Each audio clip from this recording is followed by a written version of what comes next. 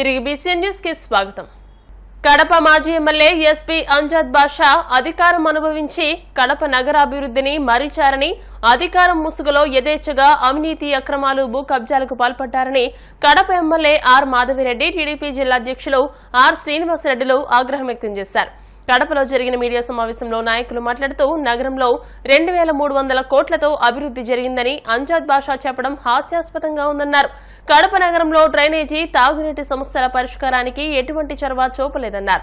తాము ఎన్నికల ప్రచారంలో ఇచ్చిన హామీల్లో భాగంగా నగర అభివృద్ధి లక్ష్యంగా పనిచేస్తామని అన్నారు. గత 5 ఏళ్ల వైసీపీ పాలనలో మాజీ శాసనసభ్యుని అవినీతికి సహకరించిన అధికారులంతా అభివృద్ధికి సహకరించాలని అన్నారు. అవినీతికి తావులేని విధంగా ప్రభుత్వ ప్రాధాన్యాలపై పనిచేయాలన్నారు.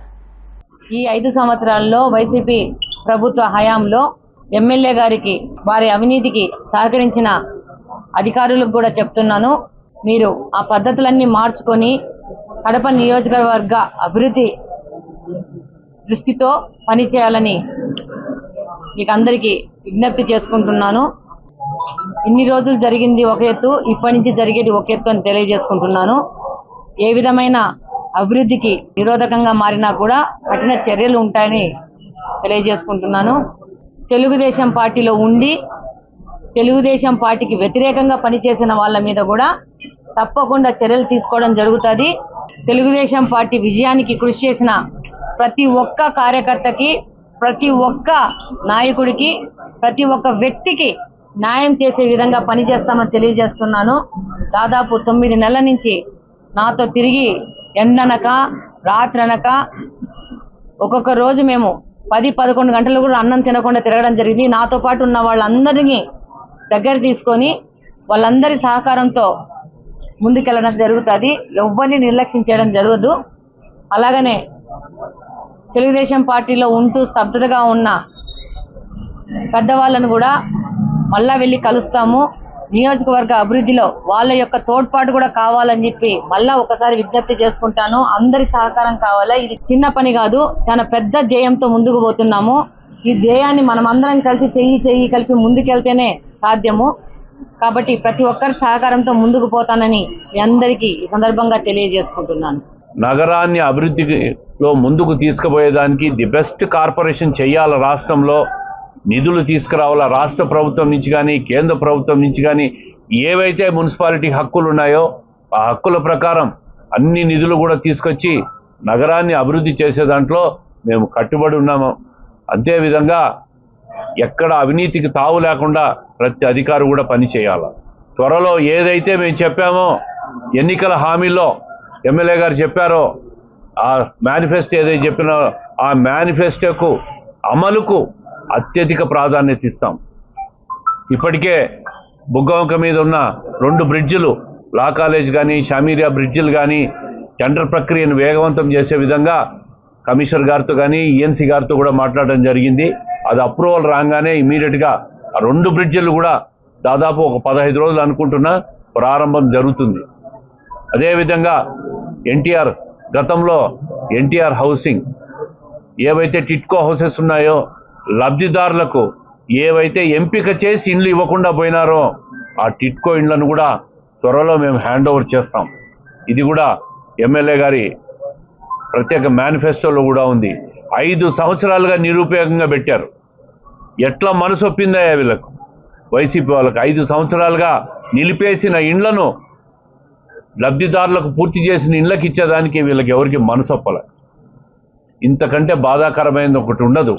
5 రూపాయలకు అన్నం పెడతా ఉంటే అన్నా క్యాంటీన్ రద్దు చేశారు. అందుకే ఈరోజు 151 సీట్లు వచ్చినాయని విర్రవీగిన వాళ్ళకు 5 తీసేసి దేవుడు 2 ఒకట్లు పెట్టి ఆడుదాం ఆంధ్ర అని మీరు 11 మందితో క్రికెట్ ఆడుకోండి ఆడుదాం ఆంధ్రాలో పోయి మీరని చెప్పి ప్రజలు తీర్పిచ్చినారు. అప్పుడే మొదటి రోజు చెప్తా ఉన్నారు మాజీ ముఖ్యమంత్రి గారు, కళ్ళు మూసుకొని తెరిస్తే 5 ఏళ్ళు అయిపోతుందంట. ఒక్క రోజులోనే అధికారం కోల్పోవడంతో దిక్కుదోచని పరిస్థితిలో ఉన్నాడు. కళ్ళు మూసుకొని తెరిస్తే 5 ఏళ్ళు అయిపోతుంది, మళ్ళా మనదే అంటాడు ఆయన. నువ్వు చేసిన అరాచకానికి, అవినీతికి కడప ప్రజలు మిమ్మల్ని పూర్తిగా సొంత జిల్లా ప్రజలు తిరస్కరించినారనే విషయాన్ని మర్చిపోవద్దు మాజీ ముఖ్యమంత్రి గారని చెప్పి ఈ సందర్భంగా విజ్ఞప్తి చేస్తూ నగర అభివృద్ధికి జిల్లా అభివృద్ధికి కూడా రేపు అసెంబ్లీ సమావేశాల్లో మిగతా శాసనసభ్యులు కూడా మిగతా శాసనసభ్యులు అందరం కలిసి అసెంబ్లీ సమావేశాల సందర్భంగా ముఖ్యమంత్రి గారిని కలిసి భవిష్యత్ కార్యాచరణ అదేవిధంగా జిల్లా అభివృద్ధి మీద కూడా ఆయనతో డిస్కస్ చేసి భవిష్యత్తులో ఏమి చేయాలో జిల్లాకు అని చెప్పి తప్పకుండా దాని మీద కూడా ఒక కార్యాచరణ ఒక ఆలోచన ఉంది. తొందరలో అందరు ఎమ్మెల్యేలు కూడా కలుసుకొని భవిష్యత్ కార్యాచరణ మీద కూడా ఒక డిస్కషన్ చేస్తాం. రక్తదానం చేసే దాతల శరీరంపై టాటూస్ ఉంటే 6 నెలల నుంచి 7 ఏడాది వరకు రక్తదానం చేయకూడదని క్లినికల్ ల్యాబ్ చైర్మన్ డాక్టర్ బాదం బాలకృష్ణ తెలియజేశారు. ప్రపంచ రక్తదాతల దినోత్సవాన్ని పురస్కరించుకుని ఆయన మీడియాతో మాట్లాడుతూ ప్రతి ఒక్కరూ రక్తదానంపై అవగాహన పెంచుకోవాలని అన్నారు. ప్రతి ఒక్కరూ రక్తదానం చేసి ఆపదలో ఉన్న వారి ప్రాణాలు రక్షించాలని పిలుపునిచ్చారు. ఈరోజు ప్రపంచ రక్తదాతల దినోత్సవం సందర్భంగా రక్తదాతలందరికీ కూడా శుభాకాంక్షలు, శుభాభినందనలు. రక్తదాతలంటే ప్రాణదాతలు అని చెప్పి నమ్మేవాళ్ళలో నేను కూడా ఒకటి. ఎందుకంటే 87 సార్లు రక్తదానం చేశాను కాబట్టి పర్ఫెక్ట్గా నేను కూడా చెప్పగలుగుతున్నాను. ఈ మధ్యన చాలామంది యువతులు కూడా టాటూ వేసుకుంటున్నారు. మరి రక్తదానం చేసేవాళ్ళు టాటూ వేసుకుంటే 6 నెలల పాటు టాటూ వేసుకున్న 6 నెలల పాటు రక్తదానం చేయకూడదు. ఇది గమనించాలి. ఎందుకంటే కారణం నేను డాక్టర్లను అడిగాను. మరి టాటూ వేసుకున్న తర్వాత ఇది చర్మం అనేది లాంగెస్ట్ ఆర్గాన్ కాబట్టి మన బాడీలో కంటామినేషన్ అనేది అవుతుంది అని చెప్పి డాక్టర్లు చెప్పారు.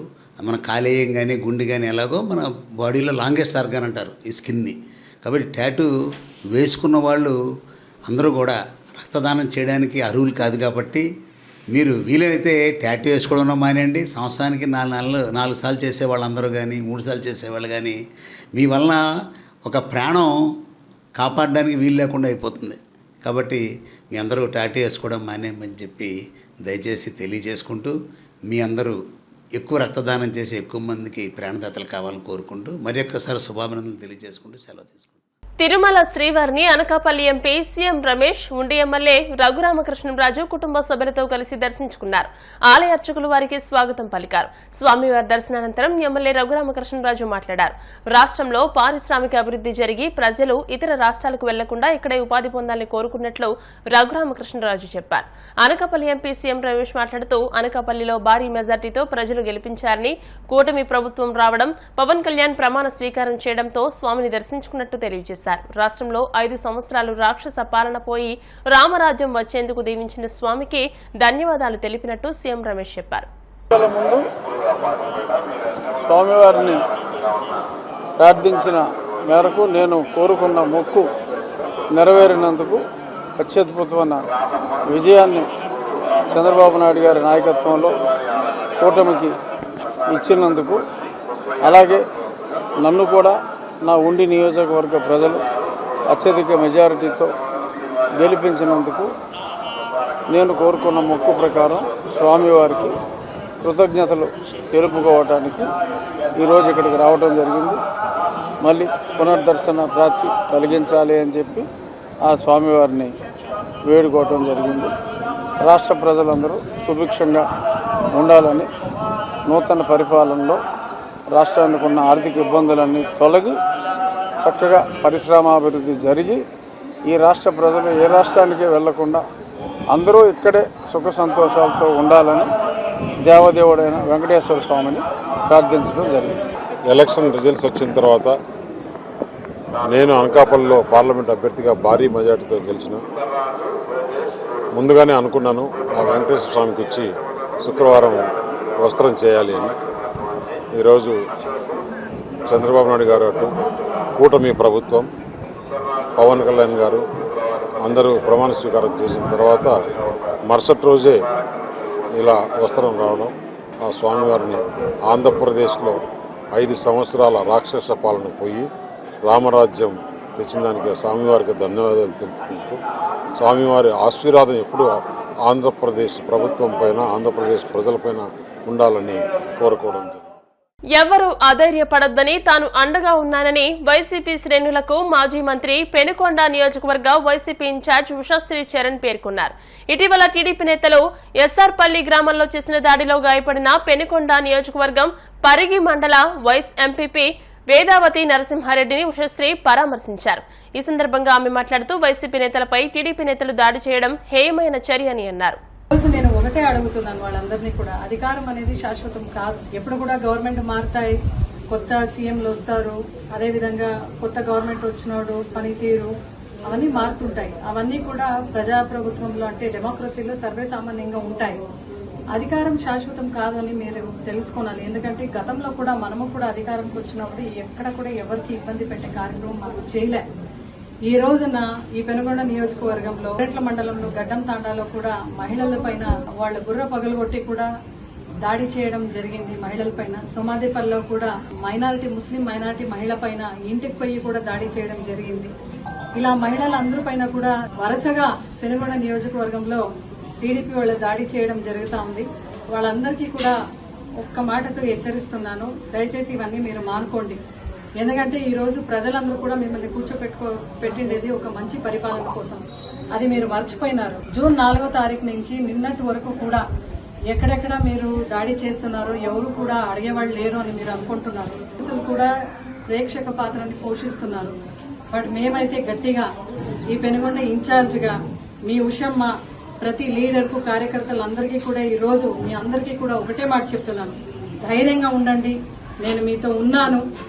ఎక్కడ మన లీడర్ పైన దాడి జరుగుతుందో ఖచ్చితంగా అక్కడ మేము న్యాయంగా పోరాటం అయితే ఖచ్చితంగా చేస్తాం. పోలీసులు కూడా ఏకపక్ష కాకుండా కరెక్ట్ గా పనిచేయాలని మిమ్మల్ని అందరినీ కూడా విన్నవించుకుంటున్నాను. ఇక్కడ రాష్ట్రంలో జరుగుతూ ఉన్న ఈ దాడుల పైన కూడా బీజేపీ కూడా ఖచ్చితంగా సెంట్రల్ లో బీజేపీ వాళ్ళు ఉన్నారు, అదేవిధంగా ఇక్కడ కూడా కూటమి పక్షుల్లో బీజేపీ ఉన్నారు. కాబట్టి బీజేపీ కూడా దీనికి బాధ్యత వహించాలి. బీజేపీ వాళ్ళ పైన కూడా ఈ ఒక ఏదైతే దాడులు చేస్తున్నారో వాళ్ళపైన కూడా వస్తుంది ఈ ఒక చర్యలు ఏదైతే చేస్తున్నారో ఖచ్చితంగా బీజేపీ కూడా దీనికి బాధ్యత వహించాలి. 5 మంది మనకు కూడా ఎంపీలు ఉన్నారు, మనతో కూడా పని ఉంటుంది అని బీజేపీ వాళ్ళు కూడా గమనించాలి. ఎందుకంటే ఈ రోజు టీడీపీ వాళ్ళు ఏదైతే చేస్తున్నారో ఇక్కడ దౌర్జన్యం, దానికి మీరు కూడా ఒత్తాసు పలికే కార్యక్రమం మీరు చేయకూడదు అని మీ అందరూ కూడా విన్నవించుకుంటున్నాను. అదేవిధంగా రాబోయే రోజుల్లో ప్రతి కార్యకర్తలు కూడా అండగా మేము ఉంటాం. మళ్ళా ప్రతి ఒక్కరు కూడా మీరు గుర్తించుకోవాలి, 40% ఓట్ శాతం మనకు అలాగే ఉంది. అంటే Janasena, TDP, BJP, CPI, CPM, Congress వాళ్ళందరూ కలిస్తే 60% ఓటు శాతం అక్కడ ఉంటే 40% ఓటు శాతం ఖచ్చితంగా మనతోనే ఉంది. మీరందరూ కూడా ధైర్యంగా ఉండండి.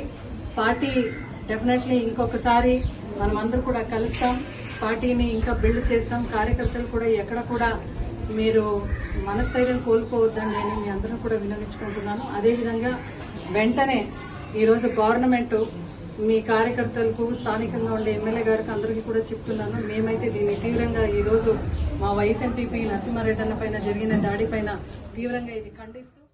వార్తలు ముగించే ముందు ముఖ్యాంశాలు మరోసారి. తెనాలిలో అధికారులను పరుగులు పెట్టిస్తున్న మంత్రి మనోహర్, ప్రజల ఇబ్బందులను పరిష్కరించేలా డ్రైనేజీల్లో సిల్ట్ తొలగింపు. ల్యాండ్ టైటిలింగ్ యాక్ట్ రద్దుతో న్యాయవాదులు హర్షం, విశాఖలో సంబరాలు చేసుకున్న జనసేన పార్టీ లీగల్ సెల్ నాయకులు. శరీరంపై టాటూస్ ఉంటే ఏడాది పాటు రక్తదానం చేయకూడదు, రక్తదానంపై అవగాహన కల్పించిన క్లినికల్ ల్యాబ్ చైర్మన్ డాక్టర్ బాదం బాలకృష్ణ. వైసీపీ శ్రేణులకు మాజీ మంత్రి ఉషాశ్రీ చరణ్ పరామర్శ, ఎవరూ అధైర్యపడొద్దని భరోసా. ఈ వార్తలు ఇంతటితో సమాప్తం. మరిన్ని వార్తా విశేషాలతో నెక్స్ట్ బులెటిన్ లో మళ్ళీ కలుసుకుందాం. అంతవరకు సెలవు, నమస్కారం. చూస్తున్నానండి BCN న్యూస్.